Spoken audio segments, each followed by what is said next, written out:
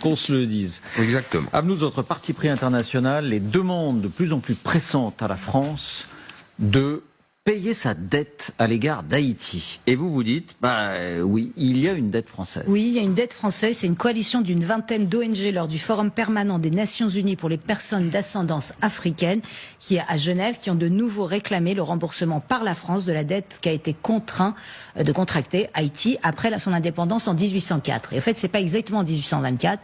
C'est en 1804, en 1825, Charles X, qui vient d'arriver sur le trône, se présente à Haïti et en gros leur dit soit c'est la guerre, soit vous payez.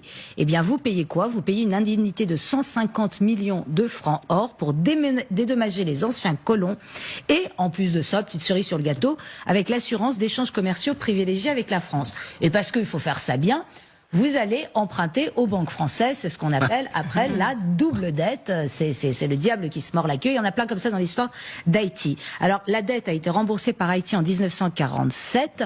En 1947. Donc ils ont mis 120 ans. Exactement, à 21 milliards de dollars. Mais pour les partisans du remboursement, il y a eu 200 ans d'intérêt dont la France a bénéficié. Donc elle se montrait davantage à 150 voire 200 milliards.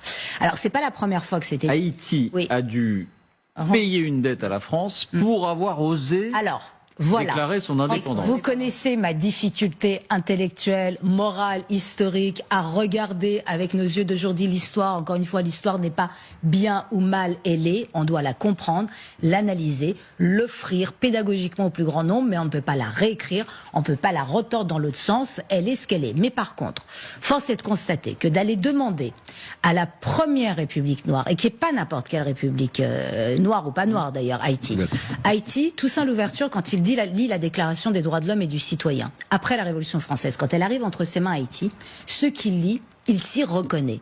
Il dit, mais ça parle de moi ce texte, je suis né libre, je mérite la liberté.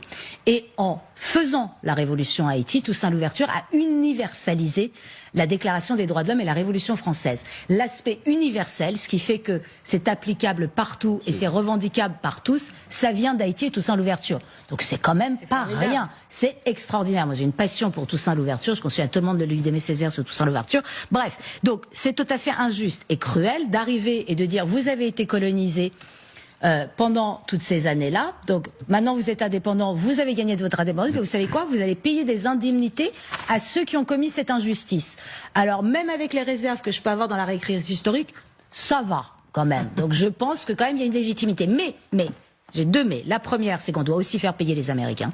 Parce que tout le monde a oublié cette affaire. Mais en 1914, un groupe d'Américains débarque à Haïti, pique 500 000 $ de la Banque nationale d'Haïti, les ramène aux États-Unis, pose avec, et s'installe à domicile avec l'armée américaine jusqu'en 1934, réinstaure le travail obligatoire, tire à vue sur les fugitifs, et à son départ, c'est-à-dire au moment et après, en 1934, ils partent et jusqu'en 47, ils demandent à Haïti de rembourser la dette que les Haïtiens ont été obligés de contracter du fait de l'invasion américaine.